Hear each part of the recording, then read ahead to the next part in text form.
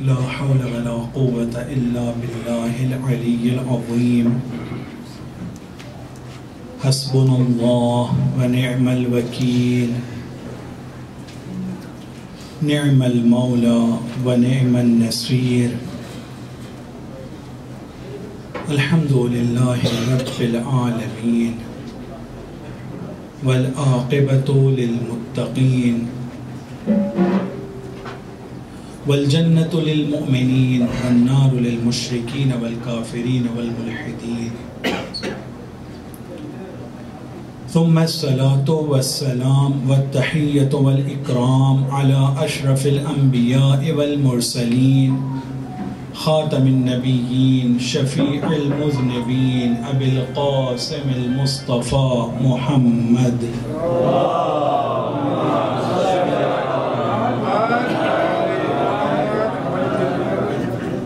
وعلى آل بيته الطيبين الطاهرين المعصومين المظلومين المنتجبين المنتخبين واللعنة الدائمة على أعدائهم أجمعين من يومنا هذا إلى قيام يوم الدين أما بعد فقد قال الله تبارك وتعالى في كتابه الكريم أعوذ بالله من الشيطان الرجيم بسم الله الرحمن الرحيم يا أيها الذين آمنوا من يرتد منكم عن دينه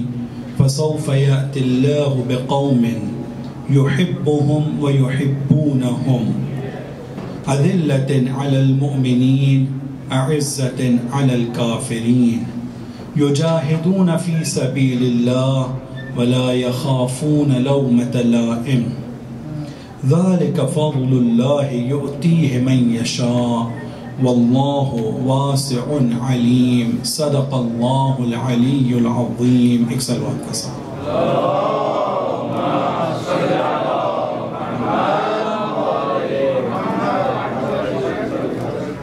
خداوند عالم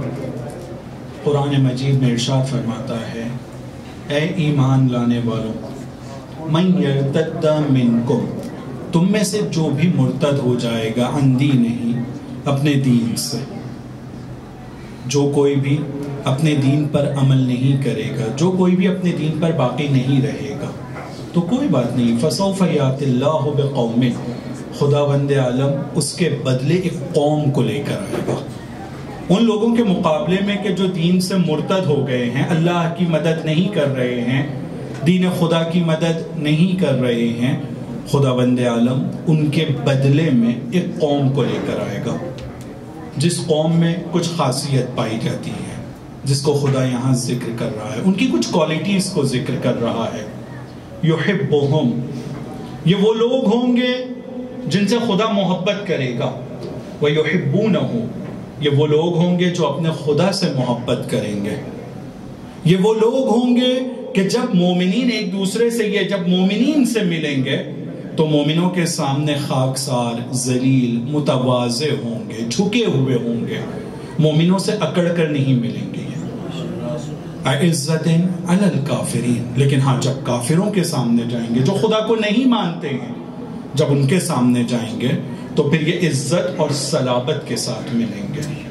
ان کے سامنے یہ عزیز رہیں گے ان کے سامنے جھکیں گے نہیں ان کا وطیرہ ان کے سامنے جھکنے کا نہیں ہے مومنین کے سامنے یہ منکسر ہیں یجاہدون فی سبیل اللہ اللہ کے راستے میں کوشش کرتے رہیں گے کبھی تھکیں گے نہیں انتھک کوشش کرتے رہیں گے جتنا ان کی توان طاقت ہے اللہ کے راستے میں وہ کرتے رہیں گے وَلَا يَخَافُونَ لَوْمَةَ لَائِمٍ کسی بھی ملامت کرنے والے کی ملامت سے ان کو ڈر اور خوف نہیں ہے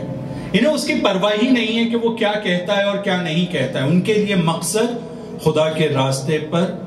خدا کی رضایت کو حاصل کرنا ہے وہ جہاد کرتے رہیں گے وہ کوشش کرتے رہیں گے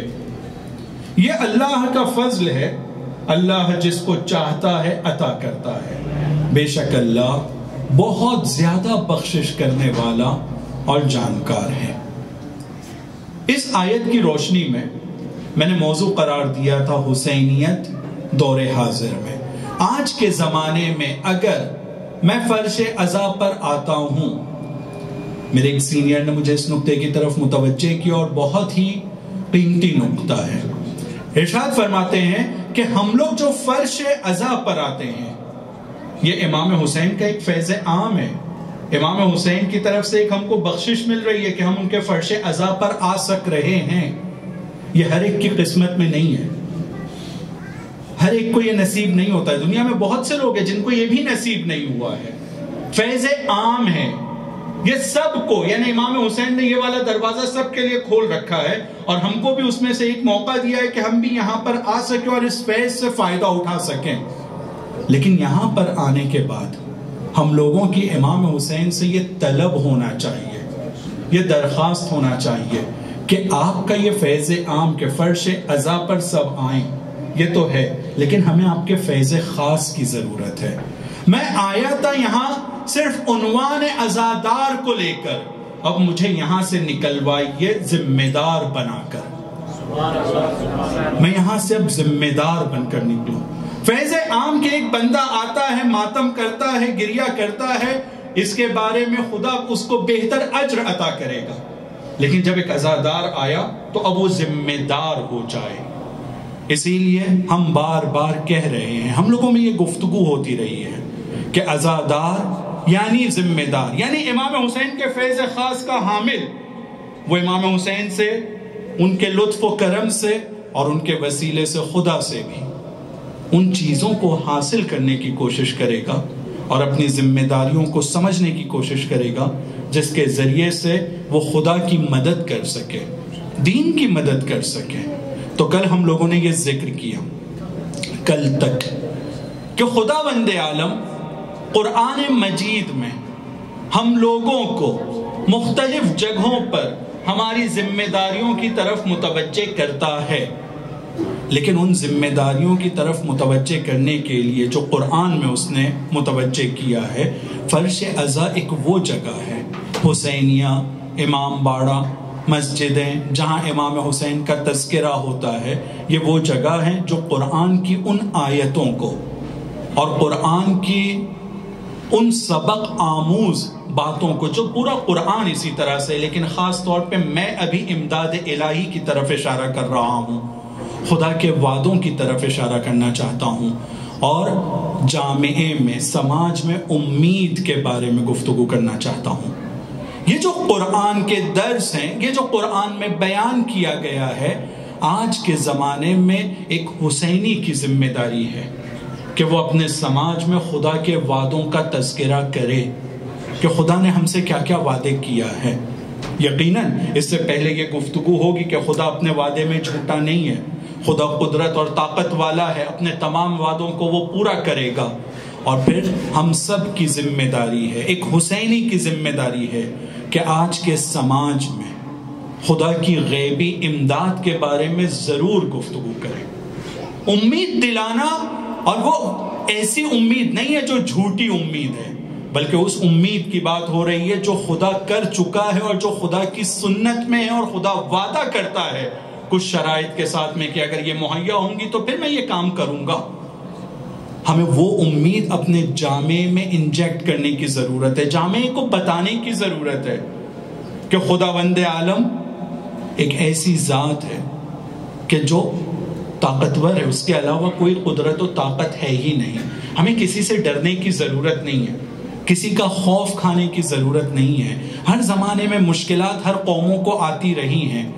لیکن خداوند عالم ان لوگوں کو کہ جو اس کے ساتھ رہتے ہیں، جو اس کی باتوں کو سنتے ہیں، جو اس کے راستے پر چلتے ہیں، خدا کہتا ہے وَكَانَ حَقًّا عَلَيْنَا نَصْرُ الْمُؤْمِنِينَ، ہم پر یہ ضروری ہے، ہم پر یہ ضروری ہے کہ ہم مومنین کی مدد کریں۔ تو خداوند عالم جس طرح سے پہلے اس نے مدد کیا ہے ایک مومن کی، جو خانہ کعبہ کے پاس کھڑے رہ کر کہتا ہے کہ جب تک میری جان میں جان ہے میں خانہ کعبہ کو چھوڑ کر نہیں جاؤں گا، کیسی مدد کیا خدا نے، جو ہم لوگوں کی آنکھیں نہیں دیکھ سکتی ہیں، اس لشکر کے ذریعے سے۔ ابابیل تو ایک لشکر ہے، لیکن وہ سکون جو جناب عبد المطلب کے سینے اور دل میں تھا، وہ سکون بھی خداوند عالم کی امداد غیبی میں سے ایک بڑی مدد ہے۔ اسی لیے ہم سورہ توبہ کی وہ آیت جس کو کل میں نے تلاوت کیا اس میں دیکھتے ہیں کہ رسول خدا کا جب ذکر کرتا ہے تو کہتا ہے وَأَنزَلَ السَّكِينَةَ، خدا بند عالم نے سکون کو نازل کیا ہے۔ کل جب جنگ بدر کی آیت کی طرف ہم نے دیکھا تو اس میں بھی کہا کہ ہم نے مسلمانوں کے لشکر پر سکون کو نازل کیا ہے، دشمنوں کے لشکر پہ ہیبت اور رعب کو طاری کیا ہے۔ تو ایک وہ لشکر ہے جو ابابیل کی صورت میں ہم لوگوں نے تاریخ میں دیکھا ہے اور مرقوم ہے، لکھا ہوا ہے، لیکن ایک لشکر ہے جو اللہ کا جو آنکھیں نہیں دیکھ سکتی ہیں، سکون ہے جو خدا نے جناب عبد المطلب کے سینے پر اور دل میں رکھا تھا، جس کی وجہ سے وہ وہاں کھڑے تھے۔ ورنہ عام آنکھوں کے حساب سے اور ظاہری حالات کے حساب سے ایک بندہ ہاتھی والے لشکر کے سامنے کھڑا ہو نہیں، چونکہ اللہ کی طرف سے سکون جو امداد غیبی ہے، بہت بڑی مدد ہے۔ عزیزو، اس مدد کی قدر و قیمت وہ جانتے ہیں اور وہ سمجھ سکتے ہیں جنہوں نے کبھی چھوٹا سا کوئی خوف یا ناامنی کو نزدیک سے دیکھا ہوگا۔ سکون بہت بڑی نعمت ہے، بہت بڑی نعمت ہے اور بہت بڑی خدا کی مدد ہے۔ خدا نے قرآن میں الگ الگ جگہ پر سکینے کا ورڈ جو یوز کیا ہے، سکون جو سینے پہ نازل کیا ہے، دل پہ نازل کیا ہے، قلب پہ نازل کیا ہے، یہ خدا کے غیبی لشکر میں ایک بہت بڑی مدد کا نام ہے۔ جنگ بدر میں خداوند عالم کہتا ہے کہ ہم نے مسلمانوں کو اور مومنوں کو سکون عطا کیا ہے، سامنے والے لشکر کو ہم نے روب اور ان کو ایک طرح سے ان پر دبدبہ قائم کیا ہے تمہارا۔ یہ جو دبدبہ قائم ہوا ہے یہ خدا کا غیبی لشکر ہے۔ تو خداوند عالم کی یہ غیبی طاقت اور یہ امداد الہی جو خداوند عالم اپنے مومن بندوں کی کرتا ہے، ہم سب کی ذمہ داری ہے کہ اس کو پہلے سمجھیں، پڑھیں اور اس کے اوپر ایمان اور اعتقاد کو بڑھانے کے ساتھ میں اپنی قوم تک کے اس بات کو پہنچائیں۔ ایک حسینی کی ذمہ داری ہے، صرف اپنی قوم تک نہیں بلکہ دنیا کے ہر شخص تک کے پہنچانا ہے۔ مشکل حالات میں سب سے زیادہ کارگر اگر کوئی چیز آج ثابت ہو سکتی ہے، جیسے کہ پہلے بھی یہی ثابت ہوتی رہی ہے کہ انسان کو غیب کی طاقت پر یقین ہونا چاہیے۔ غیب کی طاقت کے بغیر اس دنیا میں انسان آرام کی زندگی گزار ہی نہیں سکتا ہے، لیکن اگر غیب کی طاقت پر یقین ہے تو ظاہری طور پر مشکلات کے پہاڑ ٹوٹ رہے ہیں، لیکن وہ شخص شکرا للہ، الحمدللہ، یا خاتون موجود ہے کربلا کے میدان میں، ربنا تقبل منا ھذا القربان کہہ رہی ہے۔ یہ جو ہم لوگ دیکھتے ہیں کہ ربنا تقبل منا ھذا القربان، یا ہر قربانی کے بعد امام حسین شکرا للہ الحمدللہ کہہ رہے ہیں، یا جناب زینب اس سخت منظر کو دیکھنے کے بعد کہتی ہیں ما رأیت الا جمیلا، یعنی غیب کی طاقت پر یقین ہے، غیب کے ساتھ رابطہ مضبوط ہے، چونکہ وہ ہم جو ظاہری صورت میں دیکھ رہے ہیں اپنی آنکھوں سے دکھنے والی چیزوں کو ہی دیکھ رہے ہیں، لیکن جناب زینب کہہ رہی ہیں ما رأیت الا جمیلا۔ اور کل اسی چیز کی طرف اشارہ کیا کہ جب دو گروہ میں سے ایک گروہ سے تمہاری جنگ ہوگی، خدا یہ وعدہ دیتا ہے دو گروہ میں سے تمہاری ایک سے جنگ ہوگی، اور وہ دو گروہ میں ایک گروہ وہ ہے جس کے پاس اسلحہ ہوگا، ہتھیار ہوگا، ایک گروہ وہ ہے جو مال تجارت ہے جس کے پاس۔ تو انسان اپنی آرامش کی وجہ سے اس بات کو سوچ رہا ہے کہ اے کاش ہماری جنگ ان لوگوں سے ہو جائے کہ جن کے پاس اسلحہ نہیں ہے، لیکن وہ لوگ کسی وجہ سے چلے جاتے ہیں۔ وہاں پہ ایک مفصل واقعہ ہے جو وقت کی تنگی کی وجہ سے میں بیان نہیں کر رہا ہوں، کہ ابو سفیان کو یہ خبر لگ جاتی ہے کہ رسول خدا کو یہ پتہ چل چکا ہے کہ یہاں سے تجارت والا ایک کاروان گزرنے والا ہے۔ جیسے ہی اس کو یہ خبر لگتی ہے وہ راستہ بدل دیتا ہے، پھر ایک لشکر آتا ہے جو ابو جہل کا لشکر ہے۔ جنگ بدر پھر رونما ہوتی ہے۔ ظاہری صورت میں مسلمان یہ سوچ رہے ہیں کاش ہماری ان سے جنگ ہوتی، ان سے نہ ہوتی، کیونکہ ان کے پاس تو اسلحے بھی ہیں، لیکن خداوند عالم مومنوں کے ایمان کو پائیدار کرنے کے لیے اور مضبوط کرنے کے لیے ایسوں کے مقابلے میں ان کو لے کر آیا اور ایک بہت بڑی کامیابی ان کو عطا ہوئی، تاکہ ان کا ایمان اور بڑھے کہ خدا نے ان سے جو وعدہ کیا تھا، اس کے باوجود کہ ایک سخت لشکر ان کے سامنے تھا، اور پھر اس کو کامیابی عطا کروائی ہے۔ ہم قرآن میں اس کے بعد بھی جتنی جنگیں یا غزوات کا ذکر ہوا ہے، جتنے مشکل حالات کا ذکر ہوا ہے، بہت ساری جگہیں ایسی تھی جہاں پر خداوند عالم پہلے یہ پیشن گوئی کر دیتا ہے، یہ بتا دیتا ہے کہ میں تم کو جتواؤں گا، مسلمان کامیاب ہوں گے. لیکن اس کے باوجود بھی ہم دیکھتے ہیں کہ مسلمانوں کو اگر اس بات کا وعدہ مل گیا ہے کہ ہم کامیاب ہونے والے ہیں، تو مسلمانوں کو یہ نہیں کہا گیا ہے کہ ہاتھ پہ ہاتھ رکھ کر بیٹھو. ان کو پھر بھی کہا جاتا ہے وَأَعِدُّوا لَهُم مَّا اسْتَطَعْتُم مِّن قُوَّةٍ. تمہاری ذمہ داری ہے. صحیح ہے خدا نے یہ وعدہ کیا ہے کہ تم کامیاب ہوگے، تم جیتو گے، لیکن جتنا تم سے ممکن ہے تم اپنی تیاری کرتے رہو جیتنے کے لیے، اپنے آپ کو مضبوط کرتے رہو، صرف اس امید میں کہ خدا نے جب کہہ دیا ہے کہ میں جیتوں گا، میں کامیاب ہوں گا، تو اب پھر مجھے تیاری کی ضرورت ہی نہیں ہے. جب خدا نے ہی کہہ دیا ہے کہ میں کامیاب ہو جاؤں گا تو مجھے ضرورت نہیں ہے. نہیں، خداوند عالم اس طرح سے نہیں ہے. جہاں اس نے کامیابی کا یقین دلایا ہے، خدا یہ کہتا ہے کہ تم اپنی محنت کرو، تم اپنی کوشش کرو. اس کوشش اور محنت میں اگر کمی رہ جائے گی تو میں اس کو جبران کروں گا، میں اس کی بھرپائی کروں گا. یقیناً انسان بہت محدود ہے، اس کی افکار، اس کا سوچنے کا طریقہ سب کچھ محدود ہے، لیکن اپنی اس محدودیت کے ساتھ میں اس کی ذمہ داری ہے کہ اپنی طرف سے کوشش کو جاری رکھے، اپنی طرف سے اقدامات کرتا رہے. خداوند عالم ان اقدامات میں برکت ڈالے گا. خداوند عالم اس کے ان چھوٹے چھوٹے قدموں کو بابرکت بنائے گا اور اسے کامیاب کرے گا. رسول خدا کی ایک مٹھی مٹی میں اتنی طاقت ہے کہ دشمن ان کو نہ دیکھ سکے. ابابیل کے پنجوں اور چونچوں کے کنکر میں اتنی طاقت ہے کہ ہاتھی کے لشکر کو نیست و نابود کر دیں. جناب موسیٰ کی لکڑی اور عصا میں اتنی قدرت و طاقت ایجاد کرے گا کہ وہاں راستہ بن جائے. یہ خداوند عالم کرے گا، لیکن ضرورت ہے اس بات کی کہ پہلے موسیٰ عصا کو پانی پر ماریں. ضرورت ہے اس بات کی کہ عبد المطلب خانہ کعبہ کے پاس کھڑے رہیں. اس کے بغیر نہیں ہوگا. انسان کو کھڑے ہونا ہے، مقاومت کرنا ہے، اور پھر اس کے بعد خدا مدد کرے گا. اور اگر یہ والا سبق ہم اس پر پوری طرح سے ایمان لے آتے ہیں کہ خداوند عالم ہم سے یہ امید کرتا ہے، خداوند عالم ہم سے یہ چاہتا ہے کہ ہم کہیں کہ ربنا اللہ ثم استقاموا. ہم پہلے اپنا پروردگار اس کو مانیں. پروردگار یعنی یہ کہ مجھ تک کہ ایک برائی بھی نہیں پہنچ سکتی ہے اس کی مرضی کے بغیر،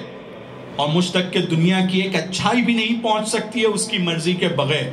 میری ایک سانس جو میں نے اندر لیا ہے اگر باہر آنا ہے تو اس کی مرضی کے بغیر نہیں ہو سکتا ہے، اور یہ سانس جو اندر گئی ہے وہ بھی اس کی مرضی کے بغیر نہیں گئی ہے. رب یعنی یہ پالنے والا، ایک ایک چیز، ایک ایک لمحے، ایک ایک لہجے کے اوپر اس کا مجھ پر پوری طرح سے اور پوری کائنات پر تسلط ہے. اس کی مثال کے لیے نوجوانوں کو مثال دینا چاہتا ہوں،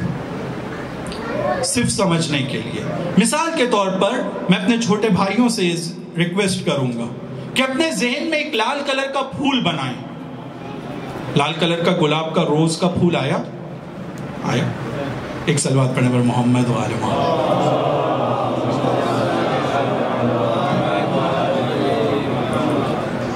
آیا یا نہیں آیا؟ اس پھول کو کالا کر دیجئے، ہو گیا سفید، بڑا، 2 میٹر بڑا، اتنا چھوٹا.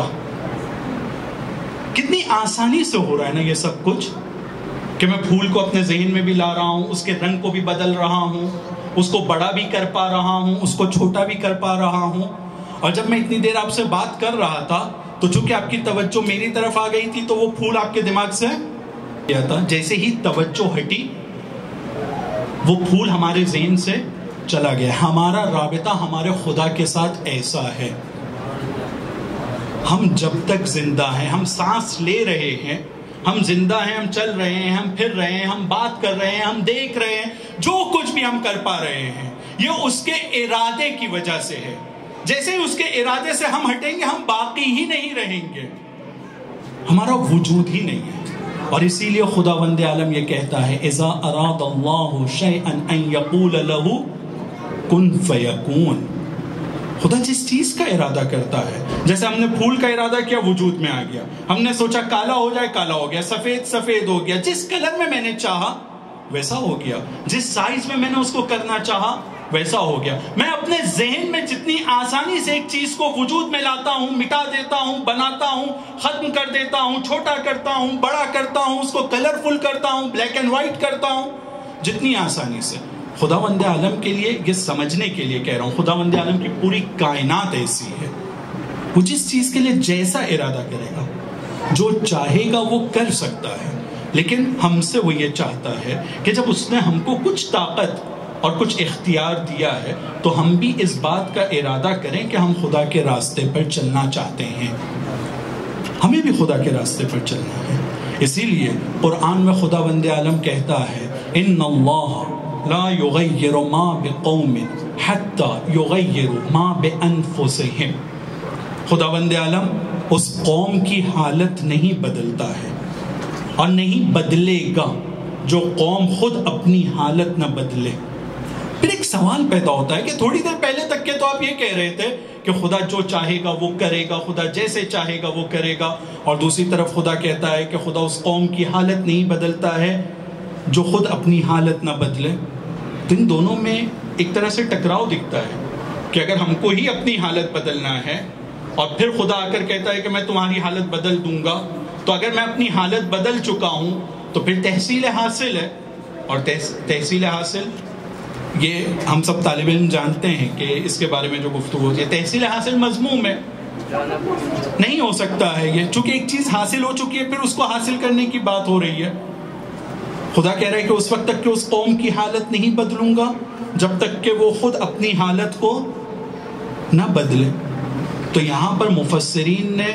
مختلف رائے ظاہر کی ہے، لیکن اہم چیز جو ان تمام آراء میں پائی جاتی ہے کہ یہ انسانوں میں اس بات کی ضرورت ہے کہ انسان اس بات کے لیے کم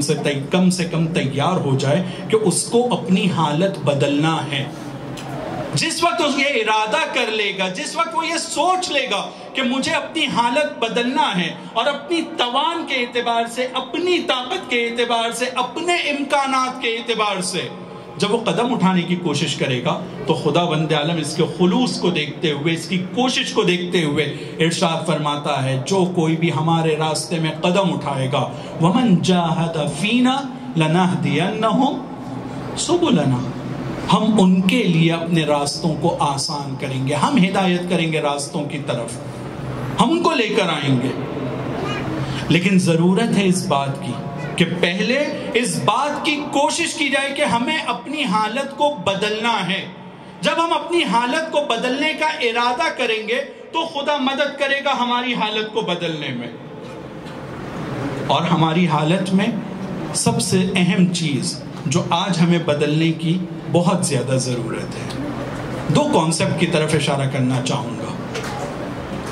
وہ یہ ہے کہ ہم سب نے اپنے بچپن سے اس بات کو سنا ہے کہ امام زمانہ کا ظہور کب ہوگا؟ جب دنیا ظلم سے بھر جائے گی۔ ایک صلوات پڑھیں بر محمد۔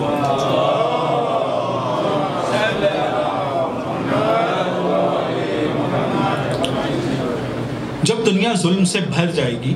امام کا ظہور ہوگا۔ دنیا کا کوئی حصہ ہے آپ کی نظر میں جو آپ میری رہنمائی کریں جہاں ظلم نہ ہوتا ہو، جہاں مشکلات نہ ہوں، جہاں ظالم، مظلوم اور ظلم نہ پایا جاتا ہو؟ دنیا کے کسی بھی حصے پہ جب ہماری نظر جاتی ہے تو تقریباً دنیا کے ہر کونے میں ظلم اپنے کمال پر ہے، ظالم اپنی ڈھٹائی پر ہیں، اور بیچارے مظلوم ہر جگہ تقریباً ان کی حالت بہت بری ہے۔ آج کے اس زمانے میں بھی دنیا کے مختلف کونوں سے اگر اس طرح کی خبریں آتی ہیں کہ جو خبریں انسانیت کو شرمسار کرنے والی ہیں، صرف اپنے ملک کی نہیں بلکہ دنیا کے ہر کونے سے تقریباً انسانیت کو شرمسار کرنے والی خبروں کا جو سلسلہ ہے، اس کو دیکھنے کے بعد اور سننے کے بعد آج ہماری عادت یہ ہو گئی ہے کہ آج سے کچھ وقت پہلے اگر یہ خبر آتی تھی کہ بھئی کسی جگہ ایک بم دھماکہ ہوا ہے اور اتنے لوگوں کی مثلاً موت ہو گئی ہے، تو خبر سن کے ہم بہت دیر تک کے لیے سکتے میں رہتے تھے، یار اتنا بڑا بم دھماکہ، اتنے لوگوں کی موت، بچے بھی تھے اس میں، خواتین بھی تھیں، بزرگ بھی تھے، لیکن یہ خبریں اتنی آئیں کہ اب تقریباً ہم لوگوں کے لیے عادت ہو گئی ہے۔ مجھے اچھے سے یاد ہے کہ ہم میں سے یہ جو اکثر چہرے ہیں، جب ہندوستان سے پہلی موب لنچنگ کی خبر 2014 کے بعد آئی ہے، موب لنچنگ 2014 کے پہلے بھی ہوتی رہی ہے، اتنے دھڑلے سے اور اتنے اوپن نہیں تھی اور اتنا فیور نہیں تھا گورنمنٹ کا، ورنہ اس وقت بھی کچھ نہ کچھ ہوتا ہی رہتا تھا، لیکن 2014 کے بعد سے جب یہ پہلی بار خبر آئی کہ کسی ایک جگہ پر ایک بندے کی موت ہو گئی ہے، بھیڑ نے مل کر اس کو مار دیا ہے، تو یقیناً ہم لوگ اپنے گھر میں، اپنی فیملیز میں، اپنے دوستوں کے ساتھ، اپنے واٹس ایپ پہ اس طرح کی باتوں کے اوپر گفتگو کرتے تھے، کہتے تھے دیکھا کیا ہو گیا یار، بہت دردناک ہے، پتہ نہیں اب آگے کیا ہونے والا ہے۔ آہستہ آہستہ وہ خبریں بڑھتی رہیں، آخری جب موب لنچنگ کی اگر خبر آپ لوگوں نے بھی سنا ہوگا تو کتنا عادی،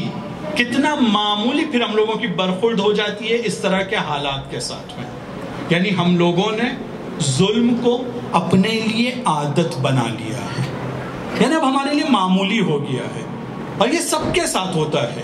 کہ جب شروع میں ایک چیز اس کے ساتھ بری ہوتی ہے تو وہ اس کو کھلتی ہے، کھٹکتی ہے، برا لگتا ہے، سوچتا ہے کہ اگر آج اس کو کسی طرح سے میں روکنے کی کوشش کروں، بات کروں لوگوں سے، کوئی راستہ نکالنے کی کوشش کروں، جس کے پاس اتنی طاقت ہوتی ہے اتنے پاورفل آدمی کے پاس جاتا ہے، کوشش کرتا ہے کہ اپنی بات کو رکھے، لیکن جب یہ ایک بار سے دو بار، دو سے تین بار، تین سے پانچ بار ہو گیا تو اب یہ اس کے لیے عادی ہو گیا ہے، کہتا ہے یہ تو اب روز کا ہو گیا ہے، اور پھر اپنے کاموں میں مشغول ہو جاتا ہے، پھر وہ توجہ نہیں دیتا ہے کہ کیا ہوا کیا نہیں ہوا، نام بھی کیا تھا جس کے ساتھ ہوا ہے، جگہ بھی کون سی تھی وہ بھی اس کو یاد نہیں ہے، شروع کے ہی 2-4 جگہوں کا نام یاد ہوں گے جہاں پر موب لنچنگ ہوئی ہے، لیکن اس طرح کی خبریں تقریباً ہر جگہ سے۔ تو یہاں پہ ایک کانسیپٹ جس کی طرف علماء اشارہ کرتے ہیں اور تاکید کرتے ہیں متوجہ ہونے کے لیے، کہتے ہیں کہ ظلم جب کسی کے اوپر ہوتا ہے تو لوگ دو طرح سے ہوتے ہیں، ایک مظلوم ہو سکتا ہے اور ایک منظلم ہو سکتا ہے۔ توجہ کیجئے گا، ایک شخص جس پر ظلم ہو رہا ہے یا تو وہ مظلوم ہوگا یا منظلم ہوگا، دونوں میں بہت لطیف فرق ہے، لیکن بہت اہم بات ہے، اور امام زمانہ کے منتظران کے لیے اس بات کی طرف توجہ بہت ضروری ہے۔ جب کبھی بھی کہیں پر بھی ظلم ہوگا تو دو طرح کے لوگ ہوں گے جن پر ظلم ہو رہا ہے، یا وہ مظلوم ہے یا منظلم ہے۔ مظلوم تو ہم لوگوں کے لیے عام طور پہ یہ کلمہ آتا ہے ہمارے ذہن میں، جس کے اوپر ظلم ہوتا ہے، وہ جب اس پر ظلم ہوتا ہے تو وہ رویہ، وہ برتاؤ جو اس کے ساتھ ہو رہا ہے وہ اسے برا لگتا ہے، وہ برا لگتا ہے، لیکن ظالم کی طاقت کی وجہ سے، حالات کی وجہ سے وہ ظالم سے ویسا مقابلہ نہیں کر پا رہا ہے کہ ظالم کو سبق سکھایا جا سکے۔ برا لگ رہا ہے اس کو، لیکن وہ مقابلہ نہیں کر پا رہا ہے ابھی ظالم کا، جس طرح سے ظالم اس پر ظلم کر رہا ہے اس کو سبق نہیں سکھا پا رہا ہے، لیکن ہاں اس کے ذہن میں یہ ضرور ہے کہ آج تو طاقت میں ہے، آج تیرے پاس قدرت ہے، آج تیرے پاس امکانات ہیں، تو تو مجھ پر ظلم کر رہا ہے نا، اس کا ایک نہ ایک دن بدلہ ضرور لیا جائے گا، ایک نہ ایک دن اس کا بدلہ ضرور لیا جائے گا۔ اور خداوند عالم کبھی بھی کسی ظالم کو ذلیل کیے بغیر اس دنیا میں بھی، تاکید کے ساتھ کہہ رہا ہوں، اس دنیا میں بھی ذلیل کیے بغیر اٹھاتا نہیں ہے، آخرت میں تو اس کا عذاب بہت سخت ہے۔ یہ الگ بات ہے کہ ظالموں کی ذلت کو شاید ہماری آنکھیں اتنے آسانی سے محسوس نہ کر سکیں، لیکن بہت ساری مثالیں ہیں، اس سے میں آگے بڑھتا ہوں۔ تو جب مظلوم، اس کے دل میں یہ تمنا ہے، یہ خواہش ہے، یہ سوچ ہے کہ ایک نہ ایک دن اس کا بدلہ ضرور لیا جائے گا، یہ بہت برا ہو رہا ہے جو میرے ساتھ ہے، تب تک یہ مظلوم ہے، لیکن ایک وقت یہ آتا ہے مظلوموں کے اوپر کہ ان کے اوپر جب ظلم ہونے لگتا ہے تو ایک مرحلے کے بعد وہ یہ کہتے ہیں کہ یہ تو ہماری قسمت میں ہے، یہ جو ہو رہا ہے بس یہ تو ٹھیک ہے۔ کسی نے ایک تھپڑ مارا، کسی ایک صاحب نے، میں خاص طور پہ ہندوستان کے حالات میں دیکھتے ہوئے کہنا چاہوں گا کہ اگر کسی ایک اونچے طبقے والے نے چھوٹے والے کو تھپڑ مارا تو باپ اپنے بیٹے کو یہ کہتا ہے، اور یہ واقعیت ہے، باپ اپنے بیٹے کو یہ کہتا ہے کہ بھائی بڑے خوش قسمت ہو، پنڈت صاحب کا ہاتھ تمہیں لگ گیا۔ پنڈت صاحب جنہوں نے تم کو مارا ہے، خوش قسمتی ہے یہ تمہاری. وہ ظلم ہی نہیں سمجھ رہا ہے تو اس کے مقابلے میں ظالم کو سبق سکھانے کے بارے میں اس کے ذہن میں کوئی خیال ہی نہیں آئے گا. تو دنیا میں ظلم ہے لیکن دنیا میں مظلوم بہت کم ہے. دنیا کے الگ الگ جگہوں پر مظلوم کم، منظلم زیادہ ہیں. جنہوں نے دنیا کے حالات کو اپنے اوپر جو تحمیل ہوئے ان کے اوپر، انہوں نے اپنے لیے ویسے ہی قبول کر لیا جیسے ہیں. اگر کھانے نہیں ملتا ہے تو ٹھیک ہے، ہماری قسمتی ہے، ہمارے باپ دادا نے کوئی بڑی جاگیر تھوڑی چھوڑی تھی. اگر ان کے ساتھ دوسرے قوم والے کچھ برا سلوک کرتے ہیں تو ٹھیک ہے، ہماری حالت یہی ہے. اگر کچھ کرنا تھا تو وہ لوگوں کو کرنا چاہیے تھا، لیکن اب تو جو ہے سب ٹھیک ہے، سب صحیح چل رہا ہے. اگر کوئی سمجھانے کے لیے بھی جاتا ہے تو کہتے ہیں کیوں ہماری روزمرہ کی زندگی کو خراب کرنے آ گئے ہیں آپ؟ کیوں ہماری زندگی کو آپ خراب کرنا چاہتے ہیں؟ جیسا چل رہا ہے چلنے دیجئے. بہت اچھی زندگی ہم لوگوں کی چل رہی ہے. روز ٹھوکریں کھاتے ہیں، روز مشکلات اٹھاتے ہیں. دوسرا دیکھنے والا دیکھ رہا ہے کہ کتنی ذلت کی زندگی گزار رہے ہیں، کتنی پستی کی زندگی گزار رہے ہیں. لیکن جب ان سے پوچھا جائے تو بہت خوش ہیں کہ جیسے کوئی پرابلم ہی نہیں ہے ہماری زندگی میں. تو وہ ظالم بھی ہے، ظلم بھی ہے، لیکن مظلوم نہیں ہے. وہ منظلم ہو گئے، انہوں نے ظلم کو قبول کر لیا ہے، اپنی زندگی کا حصہ بنا لیا ہے. اب آپ تصور کیجئے کہ ایک شخص جب اپنی زندگی میں ظلم کو اپنا حصہ بنا لے گا زندگی کا، تو ظلم کے مٹانے والے کا وہ آنے کا انتظار کرے گا. وہ اس بات کا انتظار کرے گا کہ کوئی آئے جو مجھ پر جو ظلم ہو رہا ہے اس کو مٹائے؟ نہیں کرے گا، نہیں کرے گا. کیوں نہیں کرے گا؟ کیونکہ ظلم ہی نہیں سمجھ رہا ہے اپنے اوپر وہ. اور وہ یہ سمجھ رہا ہے کہ اگر کوئی آئے گا تو آنے کے بعد میری روٹین کی زندگی کو وہ خراب کر دے گا. اسی لیے ملتا ہے کہ کچھ لوگ قرآن کو اپنے ہاتھ میں لے کر امام کے ظہور کے بعد بھی امام سے آ کر کہیں گے کہ مولا ہم تو دنیا چلا ہی رہے تھے، آپ کے آنے کی کیا ضرورت تھی؟ سب ٹھیک تھا. چونکہ ظلم کا احساس لوگوں کے دلوں سے مر گیا. امام حسین علیہ السلام کے کرم اور لطف میں سے ایک بڑا کرم ہے کہ انہوں نے ظلم کے کلمے کو باقی رکھا ہے. اور فرش ازا یہ وہ جگہ ہے جہاں ظالم کے چہرے کو ایکسپوز کرتی ہے اور مظلوم کو اس کے حق کو یاد دلاتی ہے. فرش ازا یہ وہ جگہ ہے جو ظالم کو ایکسپوز کرے گی اور مظلوم کو اس کے حق کی یاد دلائے گی. اور ہم لوگوں کی دور حاضر میں حسینی ہونے کے اعتبار سے یہ ذمہ داری ہے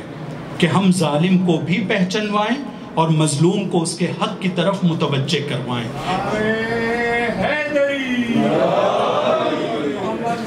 محمد صلوات.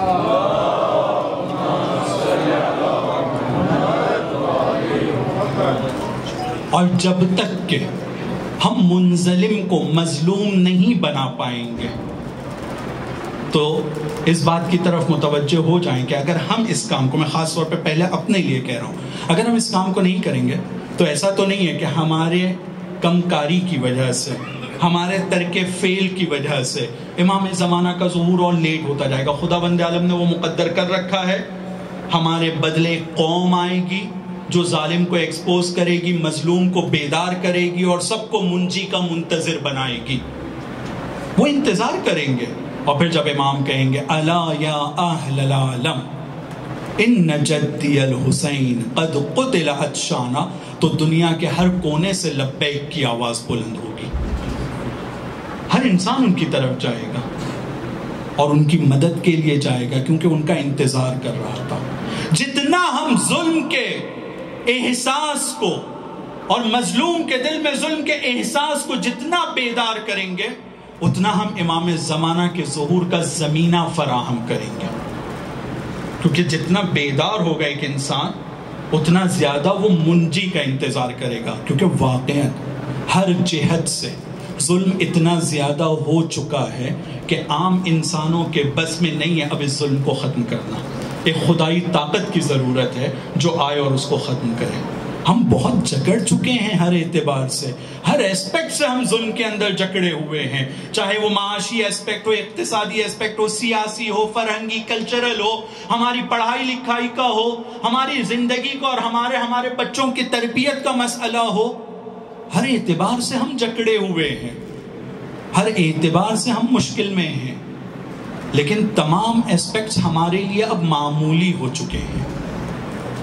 جس دن ہم بیدار ہو جائیں گے کہ نہیں ہم واقعاً جکڑے ہوئے ہیں، اتنا زیادہ ہمارا انتظار امام کے لیے بڑھتا چلا جائے گا۔ ایک صلوات پڑھیں بر محمد و آل محمد۔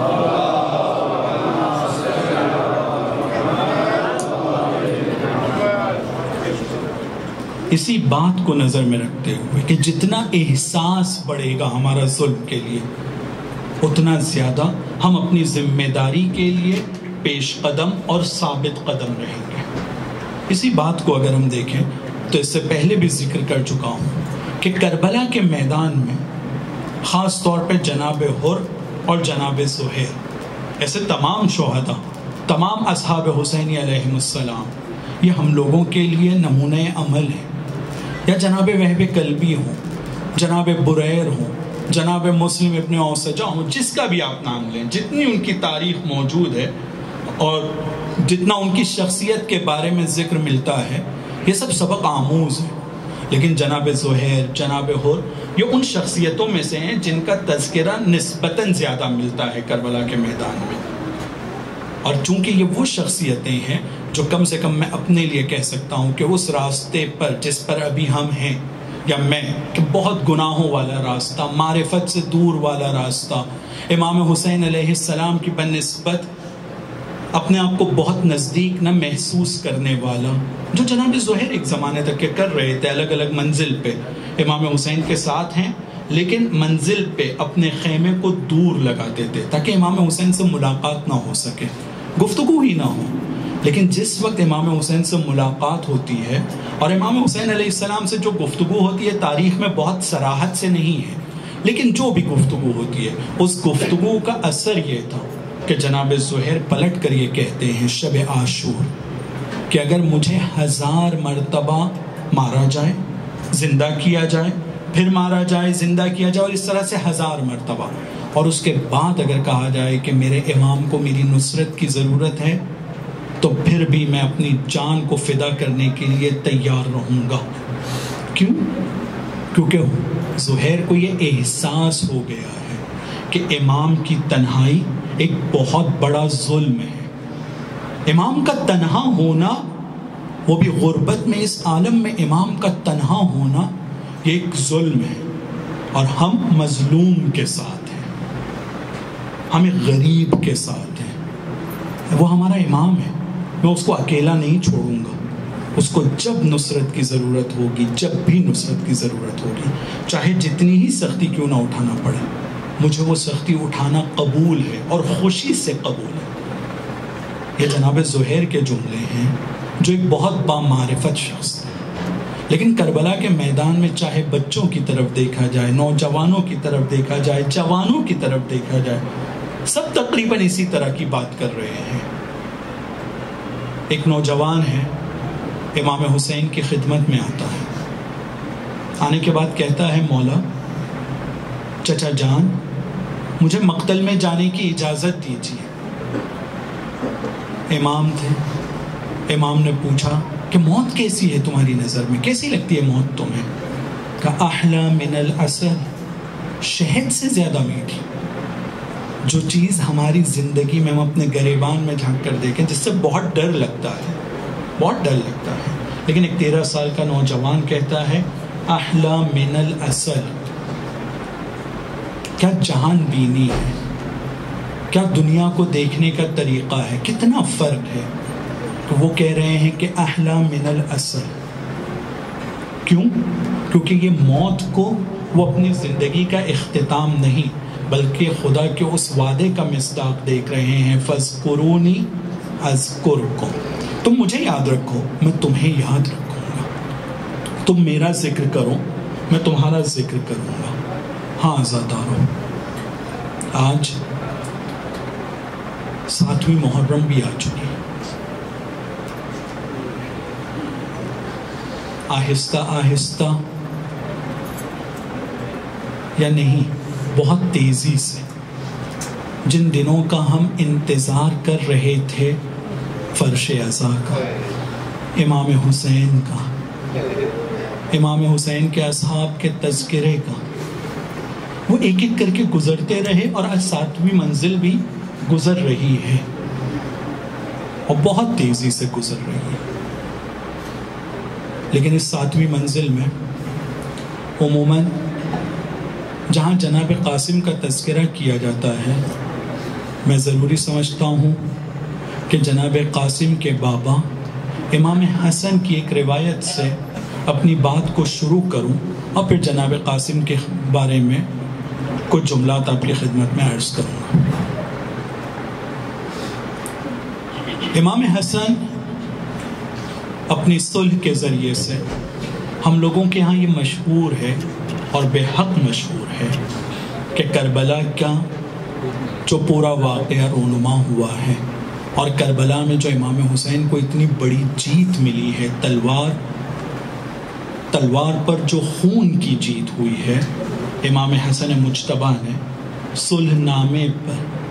اپنی سائن کے ذریعے سے، اپنی تقریر کے ذریعے سے اس جیت کی مقدمہ چینی کی تھی. اسلام کی بقا کے لیے بہت مضبوط قدم صلح کے ذریعے سے امام حسن نے اٹھایا تھا. لیکن امام حسن کی زندگی کے آخری لمحات کے لیے ملتا ہے کہ جس وقت ان کی زوجہ نے انہیں زہر سے مسموم کر دیا تو امام حسین علیہ السلام اور امام حسن کے کچھ خاص رشتہ دار گھر میں موجود ہیں. اس عالم میں امام حسین کے بارے میں ملتا ہے کہ ایک ایسے بچے کی طرح رو رہے تھے، ایک ایسے بچے کی طرح سے رو رہے تھے جو اپنی ماں کے لیے سخت حالات میں بلبلا کر روتا ہے. امام حسین کی جو حالت ذکر کی گئی ہے جتنی مرقوم ہے، امام حسن کی اس حالت کو دیکھتے ہوئے وہ یہ ہے کہ امام حسین بہت بلبلا کر رو رہے، سسکیاں لے رہے تھے روتے ہوئے. ایک وقت ہے کہ امام حسن کی آنکھ کھلتی ہے امام حسین کے آنسو کے گرنے کے ذریعے سے. امام حسن ایک مرتبہ اپنے بھیا حسین کو دیکھتے ہیں، کہتے ہیں بھیا حسین کیوں رو رہے ہو؟ کہا کہ آپ کی یہ حالت، آپ کی صورت کا رنگ مجھے رونے پر مجبور کر رہا ہے. اسی درمیان میں امام حسن کہتے ہیں کہ ایک تشت منگاؤ، میں عجیب سی حالت محسوس کر رہا ہوں. تشت منگایا گیا، امام حسن ایک الٹی کرتے ہیں. روایت میں ملتا ہے کہ جگر کے 72 ٹکڑے اس تشت میں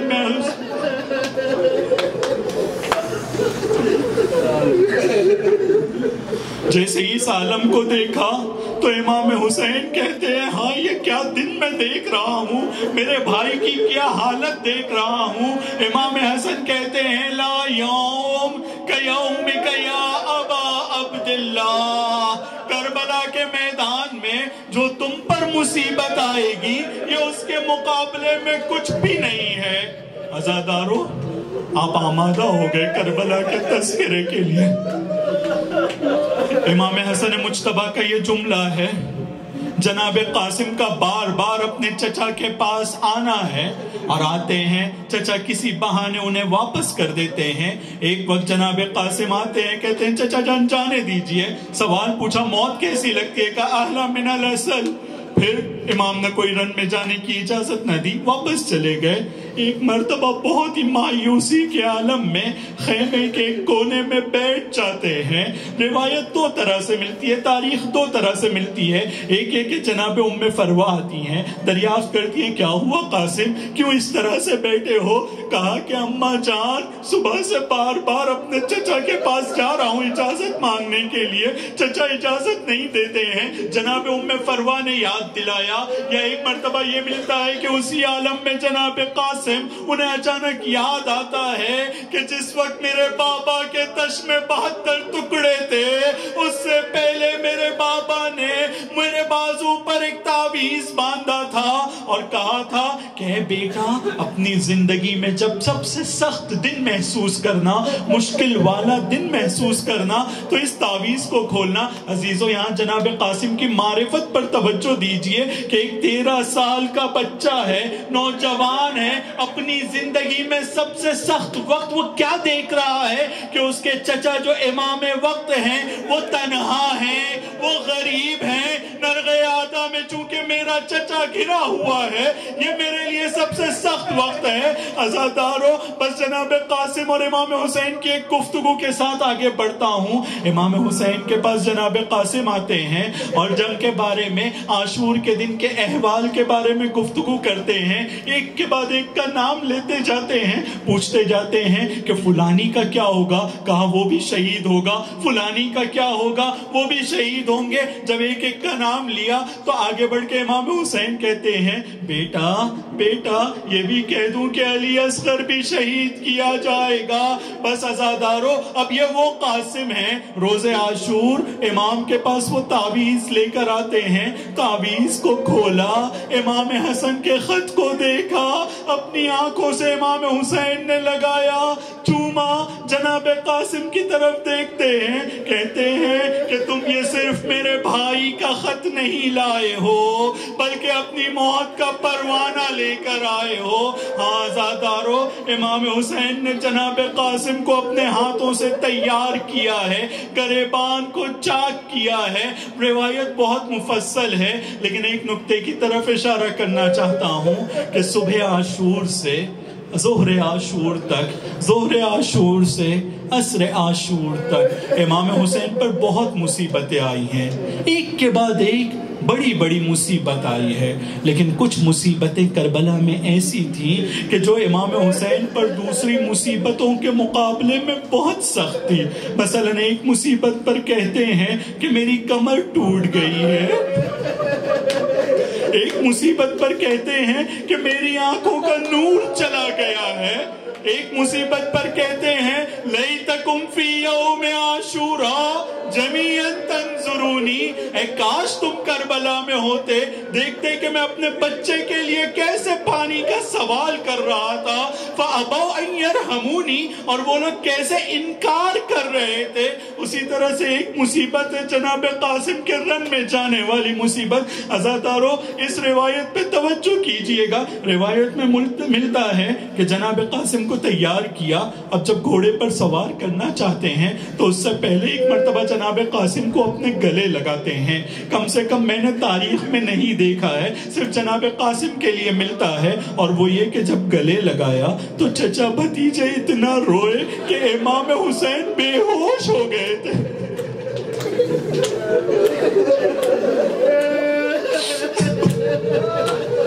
امام حسین بے ہوش ہو گئے تھے، یعنی یہ جو بے ہوشی والی روایت ہے کسی دوسری ودا میں نہیں ملتی ہے، کم سے کم میں نے نہیں دیکھا عزادارو، اور یہ جو بے ہوشی کی روایت ہے کم سے کم 2 جگہ ملتا ہے۔ اسی چھوٹے سے وقفے میں امام حسین جناب قاسم کو گلے سے لگاتے ہیں، بے ہوش ہو جاتے ہیں۔ ایک وقت آتا ہے جناب قاسم کو گھوڑے پر سوار کیا،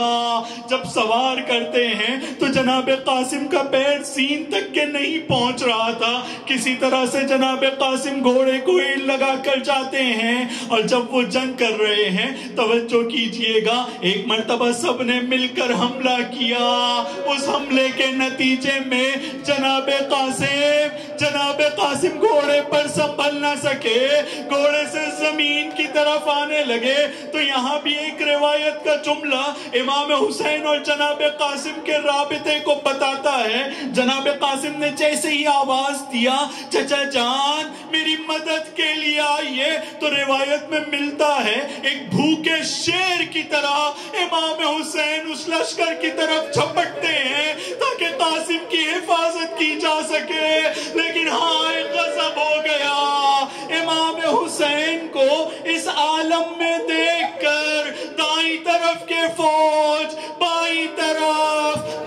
طرف کے فوجی، دائیں طرف، بیچ میں جناب قاسم کا جسم نازنین ہے، گھوڑوں کی ٹانپوں سے پامال ہو رہا ہے۔ اب جناب قاسم کے نزدیک پہنچتے ہیں، جسم کو اٹھاتے ہیں، جس نوجوان کے پیر سین تک نہیں پہنچ رہے تھے، جب اس کے جنازے کو، اس کے جسم نازنین کو امام حسین نے اپنے کندھے پر رکھا تھا،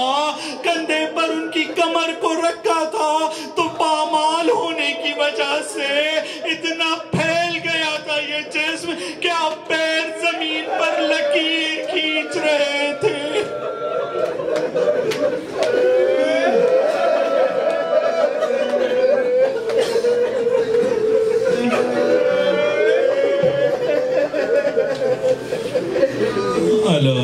اللہ